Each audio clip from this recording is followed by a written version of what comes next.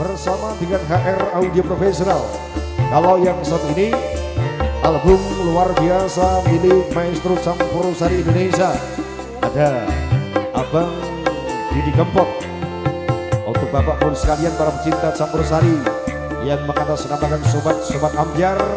semoga senantiasa berbahagia.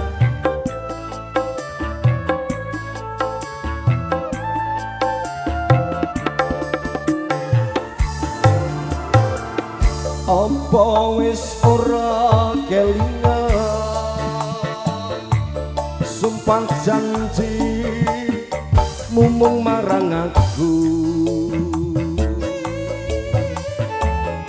sing neksen lintang rembulan jarine tresnemu kanggo aku wis nganti telung ketika nanging slira ora kirim warta bareng saiki wis teko kowe malah gandeng priya liya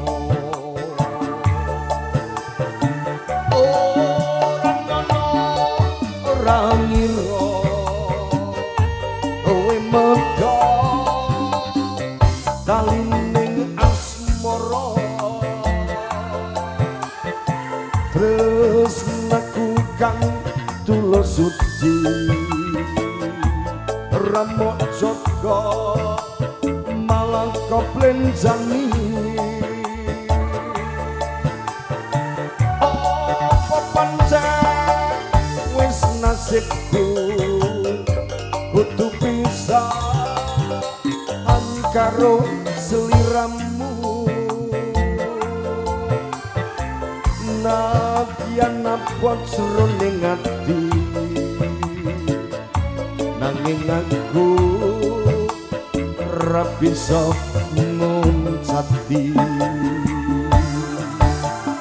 lila atiku wis lila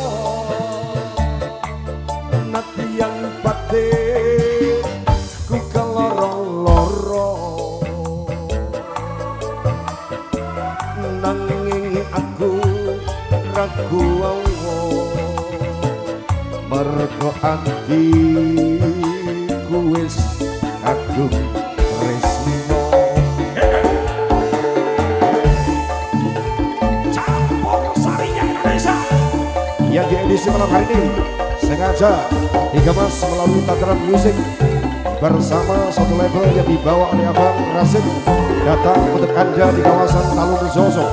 tepatnya bareng dengan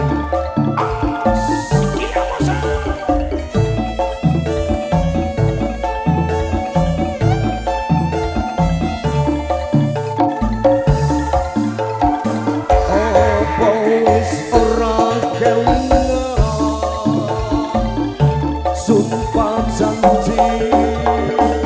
mumung marang aku sineksen lintang rembulan jarine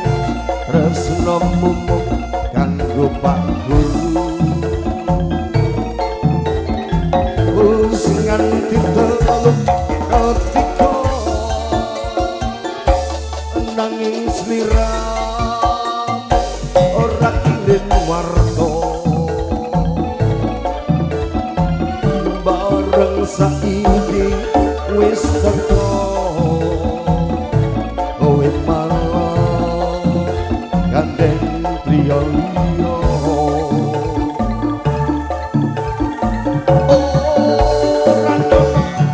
ora ngira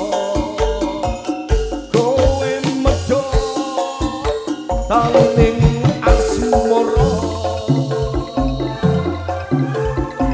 tresnaku kang tulus suci rambut jaga malah koplenjani apa pancen wis nasibku untuk bisa karo sliramu najan napa jroning ati nanging aku ora bisa ngunsati lilo atiku wis lilo nadyan batin ku keloro-loro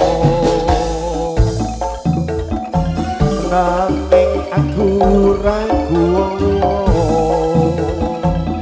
mergo atiku wis kadung tresno. Lanjutnya untuk senantiasa mengemas satu rangkuman kegembiraan, semoga melalui tembang-tembang istimewa, apakah dengan warna dangdut, apakah dengan warna-warna campur sari, atau mungkin tembang tren terbaru yang nantinya dapat kiranya meninggalkan buah kesan yang paling mendalam sebagai tanda ucapan terima kasih atas nama Pak Suwoto dan Ibu Suhartini maupun Mbak Evi dan juga Mas Nike yang paling berbahagia. Apa wis ora kelingan sumpah janji ngomong marang aku sineksen lintang rembulan jarine tresnomu mung kanggo aku wis nganti telung ketika nanging slira murah kirim warta bareng saiki wis teko kowe malah gandeng priya liya ora nyono ora ngira kowe medho talining asmara tresnaku kang tulus suci rambut joko malah kok blenjani apa pancen wis nasibku kudu bisa karo sliramu nadyan napa jroning ati nanging aku ora bisa ngunsati lilo atiku wis lilo nadyan batin ku keloro-loro